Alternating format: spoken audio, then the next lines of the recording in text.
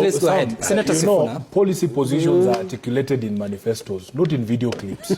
There is a manifesto, a document that lays out what you're planning to do. Some don't defend them. Let them defend themselves please, here. Allow me to be heard in silence, Sam. Please, you need to protect me from this A-class. What we want people to understand, Sam, is that you cannot have a conversation about amendments of a bill or a proposal when they have already profiled you as a person who cannot give any reasonable ideas. You see, one of the most interesting things is that when you hear leaders such as the Whip saying, we will pass this thing, wapende wasipende, without alteration of a comma, and I see comments on social media sometimes, people asking us, where is the Azimio alternative budget?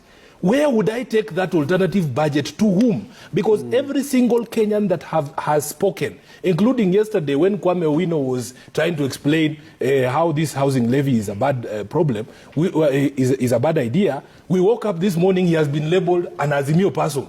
Just because you disagree with this, what they do first is to label you Azimio, then to dismiss everything that you have said because it's Azimio. I have said on this show that personally, I accept that it doesn't matter if I came with a letter from Jesus himself saying he has sent me to speak to William Ruto. He will not listen to a word that I am saying because they have profiled us as people who are just noisemakers. They say we are the choir that accompanies preaching during church. So it's okay, but listen to somebody else.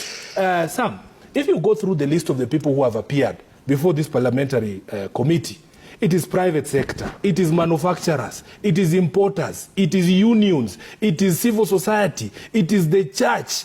All of these people surely cannot be wrong or sorrow. No. And what we are saying is because the court has already pronounced itself on what Article 10 means when it says there has to be public participation. It cannot be a cosmetic exercise for just ticking a box saying, yes, we have done public participation. The views of Kenyans must reflect in the final position. And the only way the views of Kenyans can reflect, because we have seen those views. You people have covered those proceedings live. Kenyans have said we reject this thing in total. Now, Sam, I want to discuss something that is very dangerous in our democracy.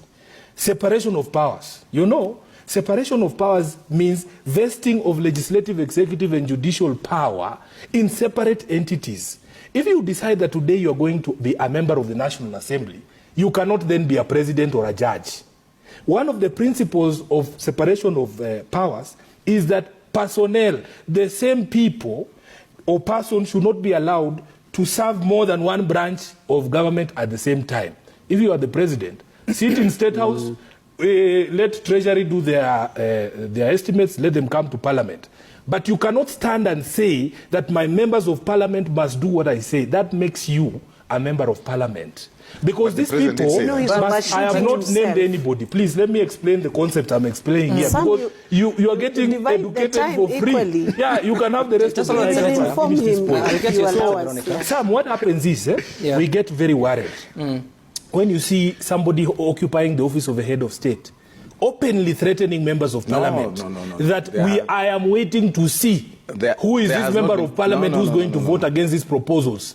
Today, I saw Rigathi Gachagua saying all members of Parliament in Kenya Kwanza are in support of this proposal. There's just one in Kiambu here, and pia yeye atanyamaza tu.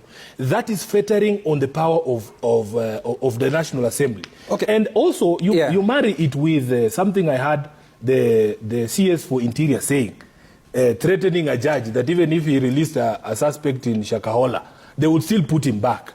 That is a government that does not understand the separation of powers. We would wish that members of Parliament, because the National Assembly is the only organization or organ that is expressed in this document to be representative of the people.